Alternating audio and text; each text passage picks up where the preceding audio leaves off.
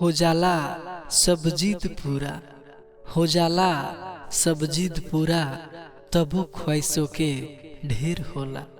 जब होखे आशीष पिता की त काथी के फेर होला। लुटा देला सब हंस के खुशियाँ पिता, लुटा देला सब हंस के खुशियाँ पिता। पिता त बचपन बब्बर शेर होला। धीरज धरती के जैसन, धीरज धरती के जैसन, आसमान के जैसन ऊंचाई बा। धीरज धरती के जैसन, आसमान के जैसन ऊंचाई बा। सागर के जैसन गंभीर पिता, सागर के जैसन गंभीर पिता, सागर के जैसन ही गहराई बा। सबसे अनमोल रतन त पिता होला, सबसे अनमोल रतन त पिता होलन। पिता के नाम हर मर्ज के दवाई बा। फिर से खूबसूरत रात आ गई, फिर से खूबसूरत रात आ गई। गुड नाइट कहे के बात याद आ गई। सितारों के दुनिया हम बैठ के निहारत रहे, सितारों के दुनिया हम बैठ के निहारत रहे। चांद के देखने तो तुहार याद आ गई। चांदनी खूबसूरत रात लेके उनका आंगन में आए, चांदनी खूबसूरत रात लेके उनका आंगन में आए। सितारे आसमान से उनके लोरी सुनाए। ख्वाब में आवे बहुत मीठा मीठा सपना उन्हें, ख्वाब में आवे बहुत मीठा मीठा सपना उन्हें। सुतला में भी वो सदा मुस्कुराए। हद से गुजर जाई अगर प्यार में तुहरा तो माफ कर दिहा। हद से गुजर जाई अगर प्यार में तुहरा तो माफ कर दिहा। नैना के राहे अगर दिल में उतर जाए तो माफ कर दिहा।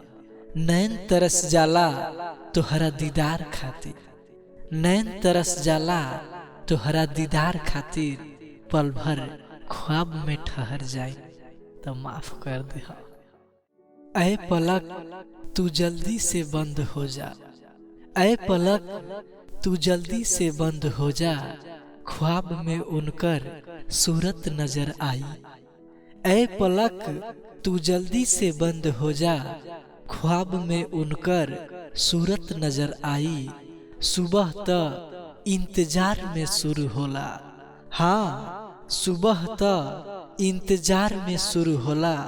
कम से कम रात तक खुशी में गुजर जाए। ख्वाब में तुझसे मिलती, ख्वाब में तुझसे मिलती, तनी रोशनी के दिया बुता दे तू। ख्वाब में तुझसे मिलती, तनी रोशनी के दिया बुता दे तू। अब और इंतजार नहीं होत, अब और इंतजार नहीं होत। आंखों की अपना पलके गिरा लेते। चाह के भी हमके खो नहीं पैबू, चाह के हमके भी खो नहीं पैबू। होके जुदा भी जुदा हो नहीं पैबू। साच कहतानी चांदनी रात में जब हमार याद आई।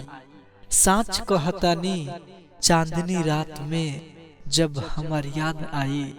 तू ता सो नहीं पैबू। Good night. झुका के पलक सलाम करिला, झुका के पलक सलाम करिला। दुआ दिल से तोहरा नाम करिला।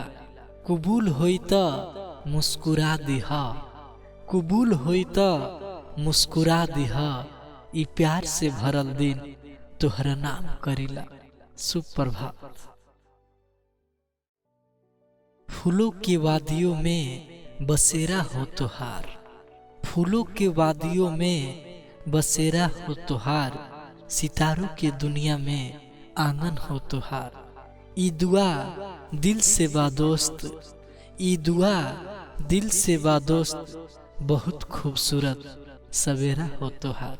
सुप्रभात।